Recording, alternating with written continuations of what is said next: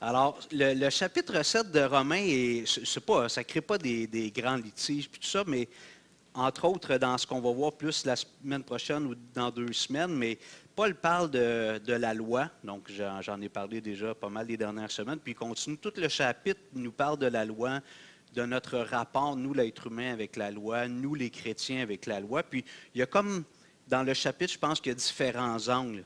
Moi-même, dans ma Bible, c'est comme subdivisé en, vous avez peut-être des sous-titres. En haut du chapitre 7, moi, ça dit « Le chrétien libéré de la loi ».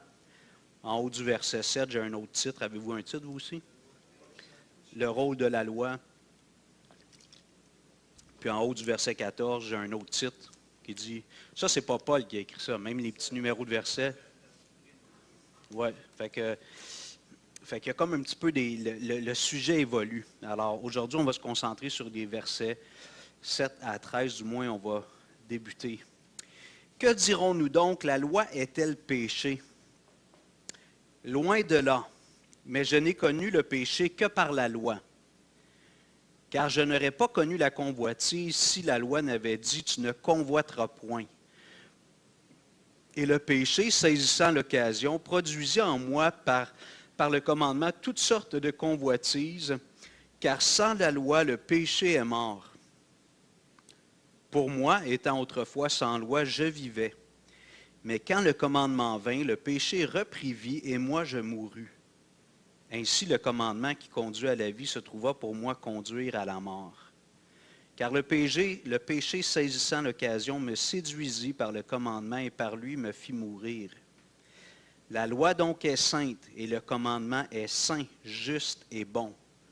Ce qui est bon a-t-il donc été pour moi une cause de mort? Loin de là. Mais c'est le péché, afin qu'il se manifeste comme péché, en me donnant la mort, par ce qui est bon, et que par le commandement, il devienne condamnable au plus haut point. Alors, comme j'avais dit au début de l'épître, puis je l'ai répété quelques fois, Paul utilise ce qu'on appelle un style littéraire, la diatribe. Il est comme dans un genre d'argumentation avec quelqu'un. Ce n'est pas quelqu'un nécessairement d'imaginaire, mais dans le texte, il ne nomme pas la personne, mais c'était des arguments qui lui étaient donnés, soit pour affecter Paul dans son ministère, soit pour discréditer la foi chrétienne. Mais Paul était régulièrement exposé à des contradicteurs, des gens qui... Bon, puis des fois, on a des questions qui sont tout à fait légitimes et sincères, puis c'est bien d'essayer d'y répondre quand les gens sont sincères, mais il y en a des fois, c'est un petit peu pour nous perturber, pour nous déstabiliser. Alors, la question, on revient au verset 7. Que dirons-nous donc, la loi est-elle péché? Est-ce que quelqu'un peut nous rappeler, lorsque Paul parle de la loi, de quoi parle-t-il, pour ceux peut-être qui n'étaient pas là les dernières semaines, de quoi parle-t-il quand il dit la loi? Est-ce qu'il parle de la loi 101? L'Ancien Testament. Essentiellement, merci, excellente réponse. L'Ancien Testament qui contient les 10 commandements, puis un paquet d'autres directives que le Seigneur nous donne. Alors, pourquoi Paul pose-t-il cette question? C'est à cause des versets précédents. Si on regarde au verset 6, Paul fait une affirmation, puis il dit « Mais maintenant, nous avons été dégagés de la loi, étant morts à cette loi sous laquelle nous étions retenus, de sorte que nous servons sous le régime nouveau de l'Esprit, et non selon la lettre qui a vieilli. » Et j'ai expliqué la semaine passée, ça sonne un peu péjoratif. Puis des fois, vous l'avez peut-être déjà entendu, des gens qui citent ça pour avoir une vie un peu licencieuse, puis débridée moralement, pour se donner des libertés que le Seigneur ne donne pas nécessairement. Mais le texte ici, de sorte que nous servons sous le régime nouveau de l'Esprit qui est rafraîchissant et non selon la lettre qui a vieilli. Ça a l'air un peu ringard ou du vieux papier, comme je disais, un vieux livre qui sent l'humidité, la lettre qui a vieilli. Mais si on se rappelle l'argument des versets 1 à 6, ce que Paul nous dit en fait, c'est que tous ceux qui ont cru en Jésus-Christ, au moment de leur conversion, ils ont été crucifiés avec Christ. Leur vie a été mise à mort. Donc, moi, je me l'applique, là, pour être plus concret. Moi, je me suis converti quelque part à l'automne 91. Je ne me souviens pas de la date, mais on va dire que c'est le 15 octobre, tiens. Je me convertis le 15 octobre. Le Hugo, qui venait d'avoir 19 ans, qui s'est converti le 15 octobre, si c'est le 15 octobre, 1991, a été mis à mort. Ce Hugo-là, il a été mis à mort. On aurait pu faire un service funéraire. Mes parents auraient pu faire un service funéraire. Mais ils auraient fait toute une fête après. Ils auraient dit, par exemple, on a un nouveau Hugo. Parce que mes parents et ma mère, son mari étaient chrétiens. Et ça, c'était une joie pour eux de voir Hugo vivre enfin en Jésus-Christ. Et Paul nous disait, il faisait la comparaison avec le mariage. Lorsqu'un couple est marié, selon Dieu, c'est pour la vie qu'on est marié. Mais quand un des deux meurt, ben l'autre, il est libre. Il peut aller se refaire sa vie avec quelqu'un d'autre éventuellement. Alors Paul prend cette analogie puis il nous dit, lorsqu'on s'est converti à Christ, on est mort. Donc la loi qui avait un effet sur nous de nous révéler notre cœur et de nous montrer qu'on est coupable, bien, toute cette dimension-là, elle a été mise à mort. Maintenant, on vit dans un nouveau régime. Ce n'est plus la loi qui a un effet sur nous, c'est l'Esprit de Jésus qui agit en nous. Donc, tout comme une femme est libérée et peut se remarier lorsque Yvon est décédé. Tu sais, on a Muriel avec nous lorsque son premier mari, c'est correct que je prends l'exemple? Oui. Donc, Muriel était triste, hein? Après combien d'années de mariage? 52 ans. Mais le lendemain, le Seigneur a emmené un petit Snoro, Dario, un charmeur, un bon gars dans sa vie. Puis Muriel s'est remariée pendant la COVID. On a fait un petit mariage pendant la COVID. Alors, puis c'était légitime. C'était un mariage approuvé et béni par Dieu. Alors, de la même façon, lorsque une personne se convertit à Christ, son lien avec la loi, l'Ancien Testament, les commandements de Dieu qui sont excellents, mais qui, à cause de notre imperfection, nous font voir notre culpabilité, nous condamnent. Tout ça, c'est fini. Maintenant, on est déclaré juste. La loi n'a plus de pouvoir sur nous. Donc, lorsque Paul dit au verset 6, « Mais maintenant, nous avons été dégagés de la loi, étant morts à cette loi, sous laquelle nous étions retenus, de sorte que nous servons sous le régime nouveau de l'Esprit et non selon la lettre qui a vieilli. » Donc ici, le mot « vieilli », ce n'est pas péjoratif, c'est juste que c'est quelque chose qui est passé pour nous. Non pas que l'Ancien Testament n'a plus de valeur, l'Ancien Testament a une grande valeur pour découvrir Dieu, voir le chemin du salut. Sauf que la loi ne peut plus me condamner. J'ai été déjà condamné et Jésus a pris ma peine sur la croix. Maintenant, la loi ne peut plus avoir cet effet sur moi. Maintenant, à cause de cette réalité-là, je sais, souvent quand on annonce l'Évangile aux gens, les gens, on leur dit que c'est par la foi seulement, c'est pas par les œuvres, c'est pas nos mérites personnels. Les gens vont dire, tu veux dire que si je suis chrétien, je peux faire n'importe quoi, je vais être sauvé quand même? La réponse, c'est oui. Maintenant, ça ne veut pas dire que tu peux faire n'importe quoi. Dans le sens que oui, tu peux faire n'importe quoi, ça ne changera rien à ta destinée éternelle. Mais si tu as un once d'intelligence, tu ne t'amuseras pas à pécher parce que tu as compris à quel point ça a coûté cher et à quel point ça te condamnait. Et si tu comprends bien l'Évangile, tu n'as pas du plaisir à te vautrer dans ces péchés-là dans lesquels tu te vautrais allègrement dans ton passé. Alors, lorsque Paul dit au verset 7, je suis toujours dans Romains 7, verset 7, « Que dirons-nous donc? La loi est-elle péché? » Donc, sa réponse, comme à plusieurs reprises depuis le chapitre 6, entre autres, loin de là. C'est une négation complète, pas du tout. Et là, Paul nous parle du rôle de la loi, mais je n'ai connu le péché que par la loi. Alors, sa question, est-ce que la loi est péché? Non. Mais c'est à cause de la loi que j'ai connu le péché, que c'est devenu clair dans ma tête. Je reviens dans mes notes.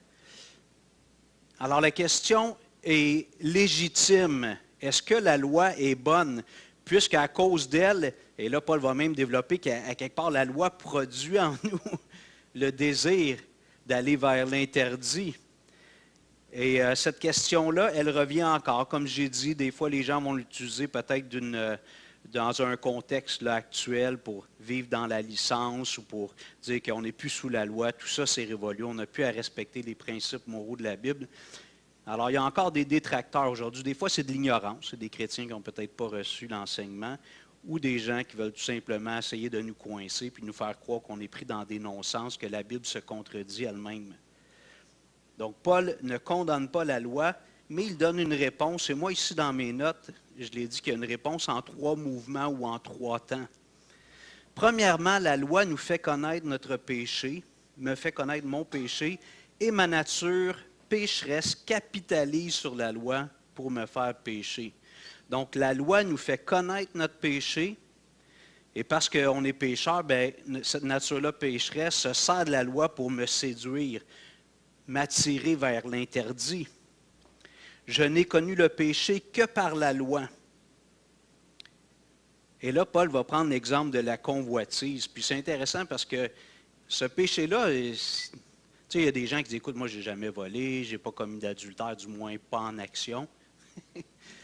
Mais si on parle de la convoitise, ça t'es-tu déjà arrivé de voir quelqu'un, un inconnu, un bel homme, une belle femme, ou des fois quelqu'un que tu dis, ah, j'aimerais ça être belle comme elle, ou être beau comme lui, ou les belles voitures, ou les belles maisons, les beaux vêtements. Alors, si on veut être honnête, tout le monde va dire, ouais, j'ai convoité probablement souvent. Donc, parce que je suis attiré par des choses, je ne les ai pas, donc en dedans de moi, j'aimerais ça les avoir. Donc, Paul prend la convoitise, un péché pour lequel c'est difficile à peu près n'importe qui d'essayer de s'exenter. De dire, non, non, moi, je n'ai jamais fait ça. Je ne suis pas un meurtrier, je ne suis pas un voleur, je ne suis pas un adultère. Donc, Paul utilise la convoitise pour convaincre ses auditeurs, ses lecteurs. J'aimerais qu'on aille dans Genèse chapitre 3. Comme je l'ai déjà dit, c'est un passage dans lequel on va revenir souvent.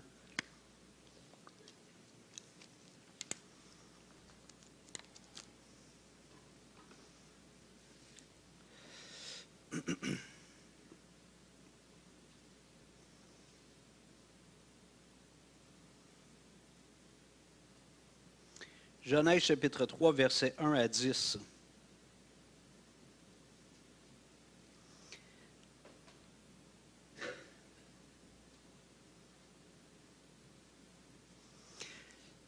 Qu'est-ce que le serpent va faire? Alors, le serpent, on sait là, par d'autres passages, il n'y a pas d'ambiguïté, c'est le diable.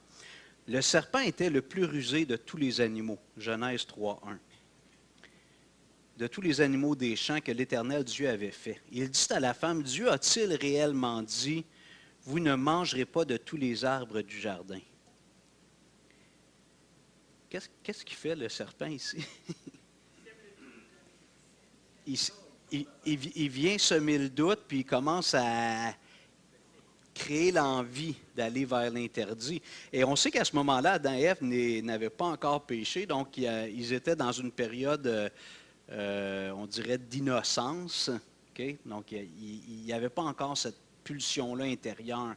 Mais c'est la façon qu'il aborde et qu'il attise le désir d'aller vers l'interdit. La femme répondit au serpent, nous mangeons du fruit des arbres du jardin, mais quant au fruit de l'arbre qui est au milieu du jardin, Dieu a dit, vous n'en mangerez point et vous n'y toucherez point de peur que vous ne mouriez.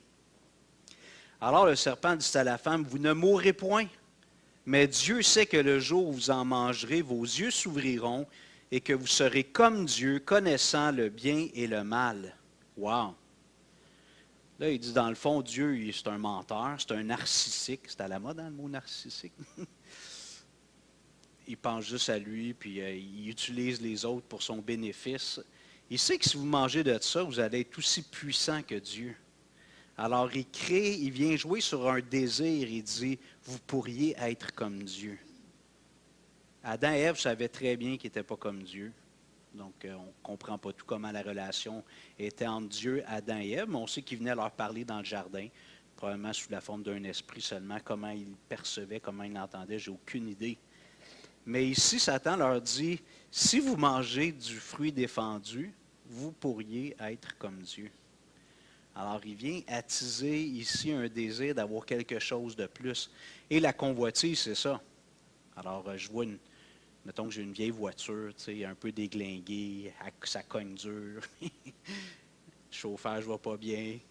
Avec les froids qu'on a de ce temps-ci, là, je vois un gros VUS, tout neuf. Puis la personne est en petit T-shirt dedans. C'était probablement dans son garage, fait qu'il était déjà chaud en le démarrant. Puis là, je me dis, j'aimerais savoir un char neuf, un garage pour garder mon auto au chaud. Donc, j'aimerais ça avoir quelque chose de plus. C'est comme s'il manque quelque chose pour être heureux. Alors Satan, c'est ça qu'il vient faire ici avec un homme et une femme qui ne sont pas enclins au mal. Imaginez nous autres maintenant qui avons le péché qui agit en nous, à quel point on est sensible à cela. Verset 6. La femme vit que l'arbre était bon à manger et agréable à la vue et qu'il était précieux pour ouvrir l'intelligence. Elle prit de son fruit et en mangea. Elle en donna aussi à son mari qui était auprès d'elle et il en mangea. Les yeux de l'un et de l'autre s'ouvrirent. Ils connurent qu'ils étaient nus et ayant cousu des feuilles de figuier, ils s'en firent des ceintures. Alors ils entendirent la voix de l'Éternel Dieu qui parcourait le jardin vers le soir, et l'homme et sa femme se cachèrent loin de la face de l'Éternel Dieu, au milieu des arbres du jardin. Mais l'Éternel Dieu appela l'homme et lui dit, « Où es-tu? » Il répondit, « J'ai entendu ta voix dans le jardin et j'ai eu peur, parce que je suis nu et je me suis caché. » C'est vrai qu'ils avaient découvert quelque chose de nouveau. Leurs yeux se sont ouverts. Mais ce n'était pas pour des choses positives finalement, parce que jusqu'à ce moment-là, là, ici, la nudité est comme ce qui représente ce qui s'est passé dans l'être humain, mais ils étaient nus tous les deux. Dieu venait les voir à tous les jours. Ils étaient nus l'un face à l'autre, puis il n'y avait aucun malaise. Il n'y avait rien à cacher, comme on dit littéralement. Ça nous fait drôle un peu parce que nous, dans notre petite tête, il y a encore des petits boulons de lousse, mais c'était comme ça. Puis ils étaient heureux. Et là, ils ont su qu'ils étaient nus. Et qu'est-ce que ça a produit en eux? Ils ont dit, oh, c'est les parties intimes, je vais me cacher, je vais me couvrir face à mon époux, mon épouse, l'un envers l'autre. Puis devant Dieu qui va venir nous voir ce soir, il faut que je me couvre un peu, Dieu va venir ce soir. Alors, c'est vrai qu'ils ont connu quelque chose, mais est-ce que c'était pour leur bonheur? C'est un petit peu comme des parents qui disent à leurs enfants, « Prends pas de drogue, c'est pas bon. » Mais l'interdit, des fois, pour certains, ça vient attiser. Il faut que je l'essaye. Puis malheureusement, il y en a qui deviennent accros. Puis ils auraient dû écouter papa et maman. Ah oui, ils ont compris que la drogue, tu peux vivre toutes sortes de sensations avec ça. Tu peux être dans un autre état, oublier tes soucis, noyer ta peine. Sauf que souvent à court terme, mais disons au moins moyen, long terme, ça ruine une vie. Alors, c'est pas faux qu'ils ont découvert quelque chose. Ils ont découvert quelque chose d'énorme, le péché. Et depuis ce jour-là, tous les descendants d'Adam et Ève, c'est vous et moi, on a cette connaissance-là. Puis la loi de Dieu qui dit « tu ne convoiteras point », elle vient m'attiser, elle vient me provoquer. Alors, c'est ce que Paul dit dans les versets suivants.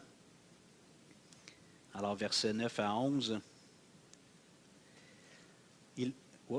Excusez-moi, je ne suis pas dans le bon livre.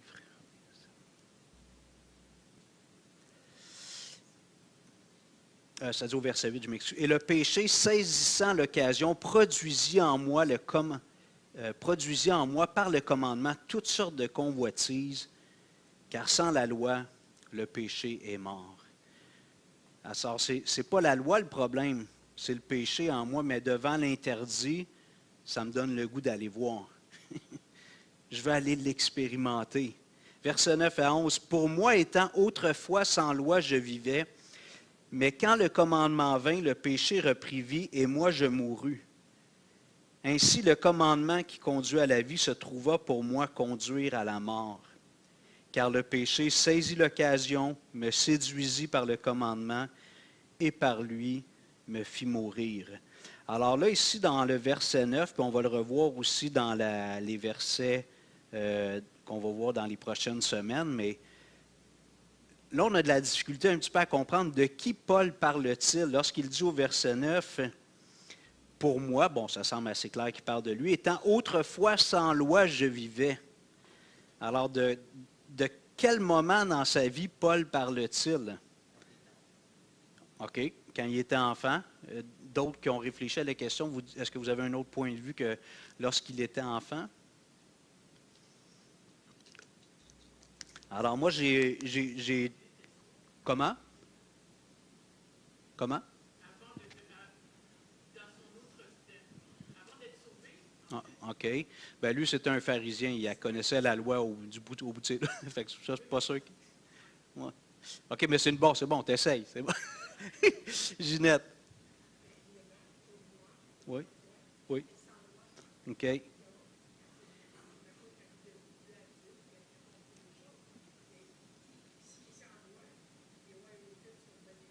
OK. Donc, toi, tu dirais que c'était peut-être quand il était enfant.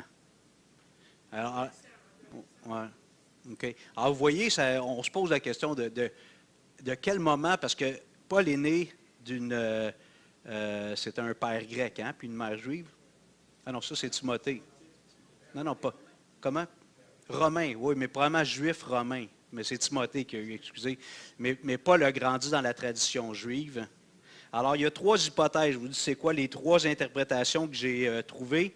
Alors, ce mois du verset 9 pourrait être Paul avant sa bar mitzvah, avant l'âge de 12 ans où les Juifs devenaient fils du commandement, âge auquel les garçons devenaient responsables de leurs actes devant Dieu et devant la société. Paul comme représentant de l'humanité sans Christ. Alors, peut-être que c'est juste un genre de moi générique. Troisièmement, Paul s'identifiant à Adam durant la période d'innocence, alors avant justement la chute. Personnellement, je privilégie la première, là, donc avant 12 ans. Mais finalement, pour comprendre le texte, ce n'est pas important de trancher absolument, parce que son argument, on comprend son argument quand même, mais on accroche, on dit de quel moment, puis on va voir dans les prochaines semaines, qu'il dit que le péché agent en lui, il ne fait pas le bien qu'il veut, il fait le mal qu'il ne veut pas. Alors on se demande de quel moment, est-ce qu'il parlait de lui à ce moment-là ou dans sa vie avant la conversion. On verra quand on sera rendu là. Moi, je privilégie le mois avant ses 12 ans, avant qu'il soit un fils du commandement, mais je ne peux pas être dogmatique. Donc, laissons la question un peu ouverte, puis revenons à son argument. Alors, je voulais un petit peu tasser le questionnement. Pour moi, étant autrefois sans loi, je vivais, mais quand le commandement vint, le péché reprit vie et moi je mourus. Ainsi, le commandement qui conduit à la vie se trouva pour moi conduire à la mort. L'argument, c'est ça, sa réflexion. Ici, Paul nous dit, dans le fond, il était pécheur, puis s'il n'était pas exposé au commandement, c'est comme s'il vivait dans la licence, puis il ne se sentait pas contraint de se conformer à quelque chose. Quoique, si vous vous souvenez, dans le chapitre 2, Paul nous dit que même les païens qui n'ont pas la loi font naturellement ce que la loi prescrit, parce que la loi est déjà inscrite dans leur cœur. Donc, vous comprenez, il n'est pas en train de dire qu'il y a des êtres humains qui n'ont pas la loi, qui sont comme libres et qui n'auront pas à rendre compte à Dieu. Il a déjà réglé cette question-là dans le chapitre 2 en disant que même les païens qui ne connaissent pas Dieu, qui n'ont pas l'enseignement biblique, sont pécheurs, puis la loi de Dieu est écrite dans leur cœur. On a déjà notre conscience, puis elle nous accuse ou nous justifie, l'un ou l'autre.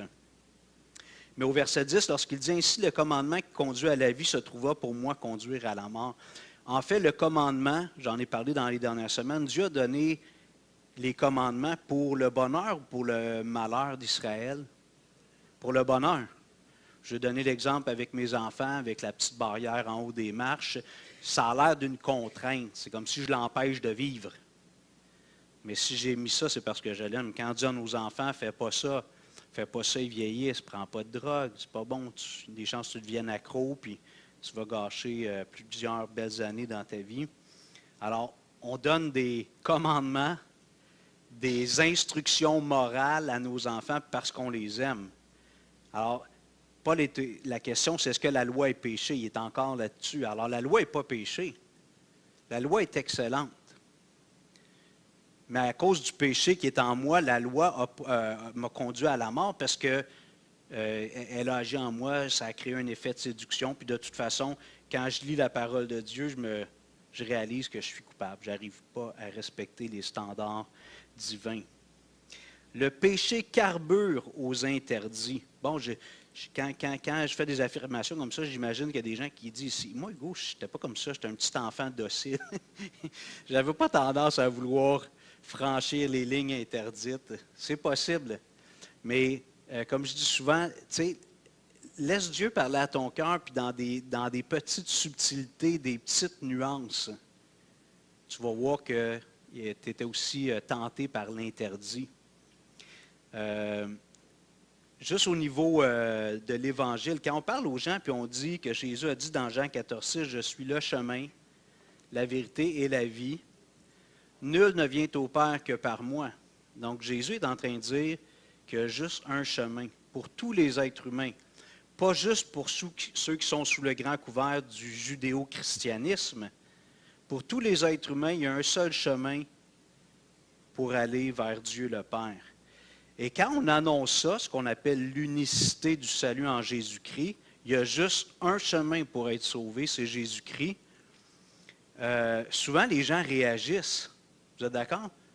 Fait que toi, dans le fond, tu me dis qu'il y a juste vous autres, les chrétiens, qui avez raison. Bien, dans ce temps-là, moi, je leur dis, c'est pas moi, je fais juste répéter ce que Jésus a dit. Si tu n'es pas content, tu en parleras à Jésus. Moi, je suis juste un porte-parole. Je suis juste un messager.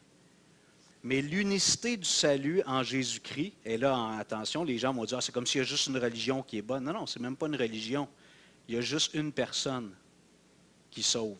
Ce n'est pas une religion. Il y a juste une personne qui sauve. Donc, vous voyez, juste ça, juste sur un principe théologique, les gens, ça les agace.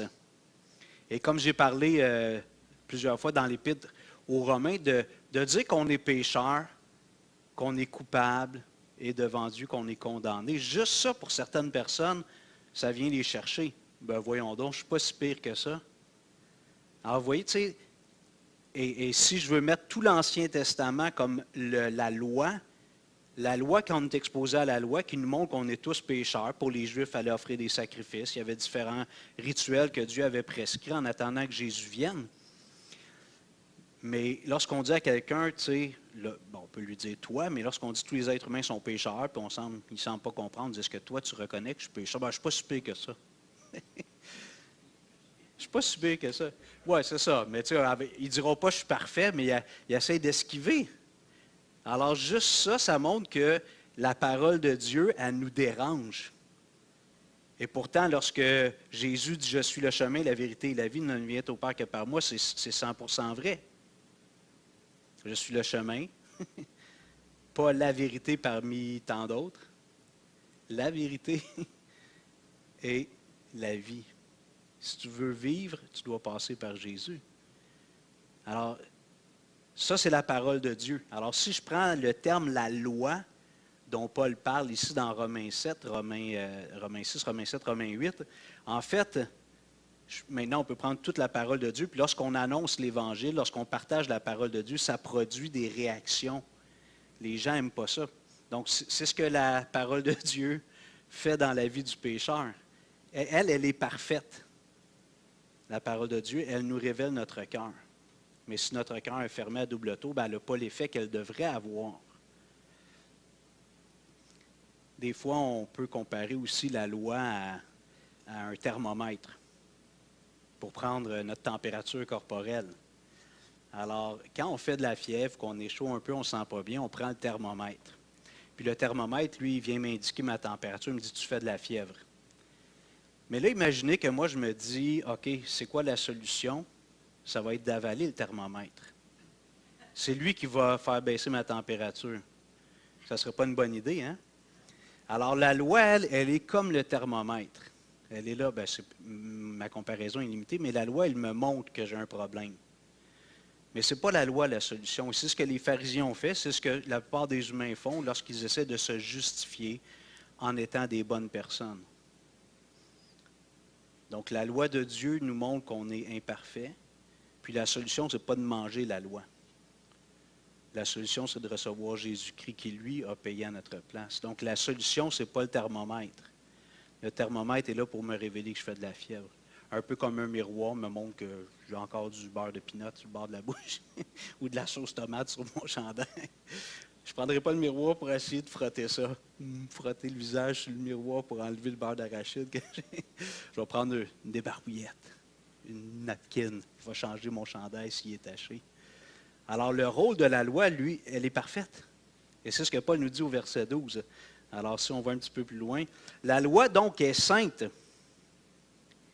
Et le commandement est saint, juste et bon. Ce qui est bon a-t-il donc été pour moi une cause de mort? Encore son expression, loin de là, jamais de la vie, pas du tout. Mais c'est le péché, afin qu'il se manifeste comme péché en me donnant la mort par ce qui est bon, et que par le commandement, il devienne condamnable au plus haut point. Donc la question du début au verset 7, que dirons-nous donc, la loi est-elle péché? Non, il ne faut pas confondre. Des fois, les gens nous disent, quand on parle d'Adam et Ève, ils disent, pourquoi Dieu a mis un arbre interdit? Pourquoi il a mis cet arbre-là en plein milieu? La Bible ne nous donne pas la réponse. On essaie tous de trouver une réflexion. Moi, je vous ai partagé mon analyse. Ça se peut que je sois à côté de la plaque, mais moi, je pense que Dieu voulait rappeler à Adam et Ève, tout simplement, je suis Dieu. Puis je m'attends à ce que vous m'obéissiez, parce qu'il n'y avait aucune autre contrainte. Il n'y avait aucune autre contrainte.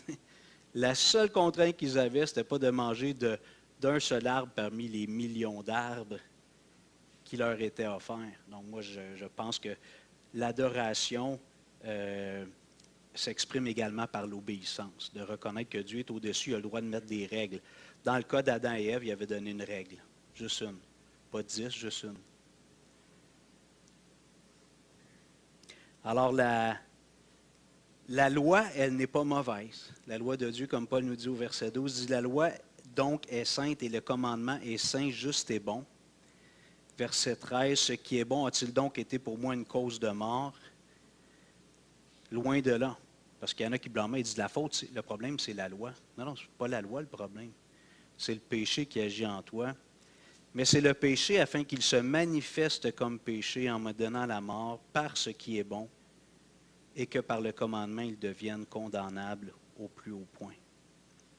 Donc, je vais conclure juste en nous rappelant et en nous encourageant. Lorsqu'on annonce l'Évangile, comme chrétien, on aimerait que tout le monde soit sauvé, pas vrai?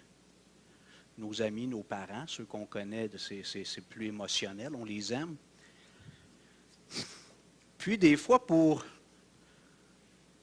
espérer voir ces gens-là adhérer au christianisme, peut-être qu'on serait tenté de ne pas parler du péché, de ne pas les emmener à être dans cette zone d'inconfort où ils doivent reconnaître qu'ils sont pécheurs.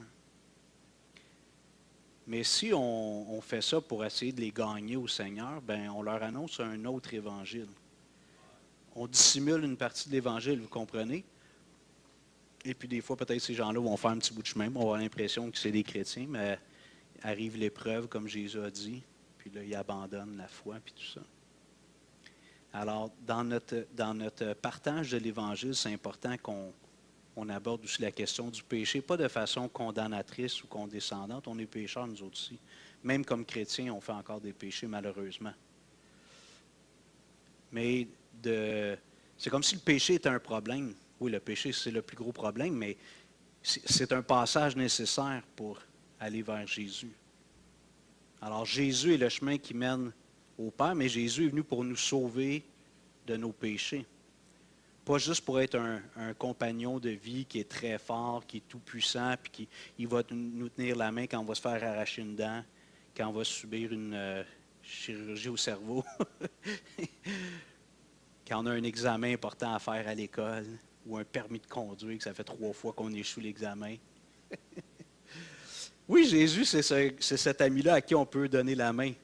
Hein, combien de fois les gens qui vont vers la salle d'opération me disent « J'ai senti une main prendre la mienne. » Tu sais, des histoires comme ça. Alors oui, Jésus, c'est l'ami qui est là dans les moments difficiles. Des témoignages? Qui étaient autour de toi? Ah non? OK. Mais t'as-tu entendu Jésus? Non, OK. Lorsqu'on annonce l'Évangile, il faut à un moment donné qu'on aborde la question du péché. Sinon, on ne fait pas une présentation qui est honnête. Puis si on comprend que Jésus est venu pour nous délivrer de la puissance et de la conséquence du péché, bien, ne pas parler du péché, c'est enlever la pertinence de Jésus. Si on veut complètement éluder ou éviter la question du péché, je parle de Jésus comment, la personne? Comprenez-vous ma question? Si je veux complètement enlever la question du péché dans mon partage de l'Évangile. Oui, mais Jésus, c'est quoi ça?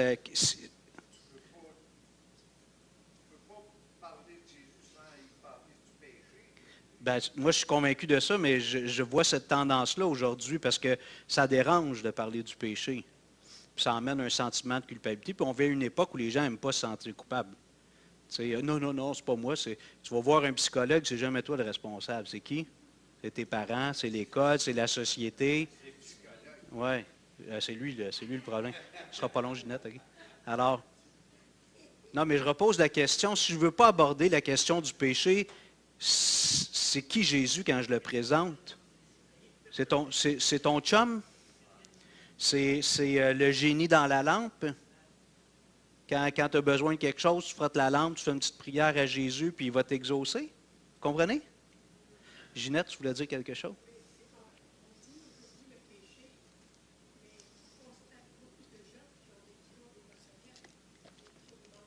Mhm.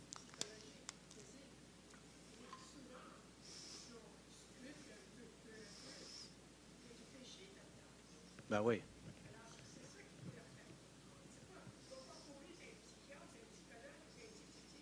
Mm,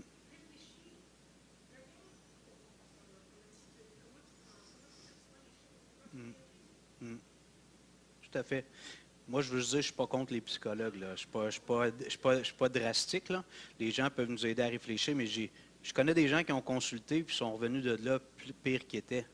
Parce qu'au lieu de voir comment eux, tu sais, tu ne peux pas changer les autres. Tu sais, si je vais voir le psychologue, je ne suis pas heureux, puis il me dit c'est ta femme, c'est ton chien, c'est ton église, c'est tes membres, c'est eux qui te font la vie dure. Mais ils ne me disent pas, ben gros, peut-être faudrait que tu travailles un peu sur toi, le contentement, tu sais, la patience. Ben là, je ne changerai pas, moi. Puis je vais voir tout le monde autour de moi comme des prédateurs. Moi, je vais être une pauvre petite victime. Mais je n'ai pas de contrôle sur les autres. Mais bon, comme chrétien, par la grâce de Dieu, je peux agir sur moi-même. Alors, c'est là que je trouve que des fois, la psychologie, je trouve que les psychologues, des fois, aident les gens à identifier des racines de leur faux raisonnement. Tu sais, ils les aident à réfléchir, des blessures qu'ils ont eues dans le passé. Mais c'est souvent dans la solution qu'ils proposent, ils ne proposent pas la bonne solution, parce que le problème, c'est les autres autour. OK, je ne voulais pas parler contre les... C'était pas ça mon idée ce matin. Alors, je termine en nous disant, quand on parle de l'Évangile, ça ne veut pas dire que c'est au début, là, on rentre tout de suite dedans en parlant du péché. On peut parler de l'amour de Dieu. Je prends souvent l'exemple de Jésus avec la Samaritaine. Il lui dit, si tu savais à qui tu parles, tu lui aurais toi-même demandé de l'eau, puis il t'aurait donné la source d'eau vive, puis tout ça. Fait qu'il présente la grâce, l'abondance de la vie en Jésus. Mais après ça, il dit, ah oui, j'en veux de ça. Ben là, il dit, va chercher ton mari. Là, il dit, OK, on va parler du péché. Ben, j'ai pas de mari, ouais, je sais. Tu en as eu 5, celui avec qui tu vis, tu es à côté. Alors, il a commencé par l'offre de la grâce. Puis après ça, c'était un passage obligé. Cette femme-là devait reconnaître qu'elle était pécheresse. Je vous invite à vous lever, on va prier. Seigneur, on veut te remercier pour ta parole. On veut te remercier pour l'Épître aux Romains. C'est toi qui as inspiré Paul pour écrire cette lettre qui est riche, des fois un peu compliquée. Le langage, il y a des répétitions, des contradictions, des affirmations. Une première lecture, des fois, on dit, attends un peu, qu'est-ce qu'il a dit, lui-là? Mais Seigneur, quand tu me donnes d'arrêter, de réfléchir à chaque verset, d'essayer de comprendre le lien avec ce qui était avant, ce qui vient après, c'est riche. C'est une source inépuisable, la parole de Dieu. Toute notre vie, elle nous parle. Même si ça fait 100 fois qu'on lit la Bible d'un bout à l'autre, on apprend encore quelque chose de nouveau sur Dieu, sur nous, sur le monde. Seigneur, le problème, ce n'est pas toi. Et c'est ce que le monde veut nous dire des fois.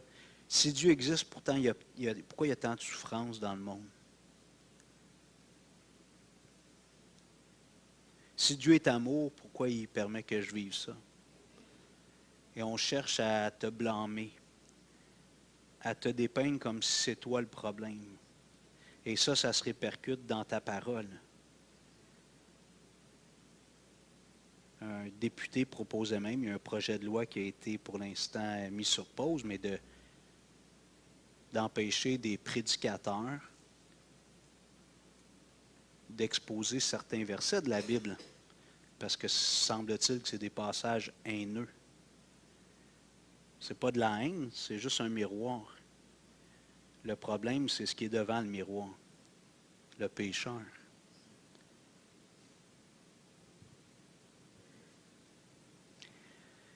Seigneur, je te prie pour moi, pour notre Église. Je te prie que tu nous aides à jamais se faire prendre dans le piège d'essayer d'enjoliver l'Évangile, d'essayer de rendre l'Évangile acceptable, juste doux, encourageant. Tu es venu pour régler un problème profond qui est dans le cœur de chaque être humain, homme et femme.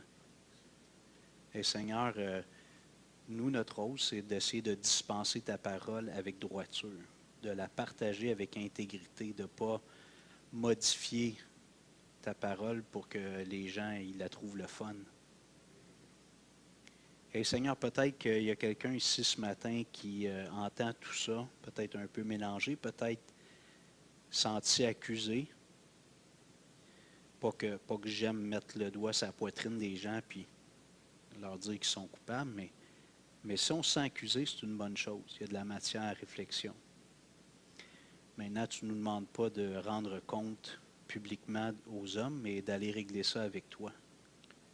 Alors, Seigneur, si quelqu'un ce matin dit, je suis dérangé par ce que j'entends, Seigneur, que cette personne-là dise, OK, pourquoi ça me dérange? Pourquoi ça vient me chatouiller, tout ça? Dieu, j'aimerais ça que tu m'aides à comprendre. Alors, Seigneur, donne-nous comme Église, comme chrétiens, d'annoncer la parole avec intégrité. Et Seigneur, que l'on puisse voir encore, comme chacun d'entre nous, d'autres personnes qui vont prendre ce chemin qui est difficile à un moment donné quand on reconnaît qu'on est pécheur, coupable et perdu. Mais c'est un passage obligé pour rencontrer le Sauveur, qui nous sauve de nos péchés et de ses conséquences. Alors Seigneur, que ta parole fasse son œuvre dans nos cœurs, s'il te plaît, au nom de Jésus. Amen. Merci.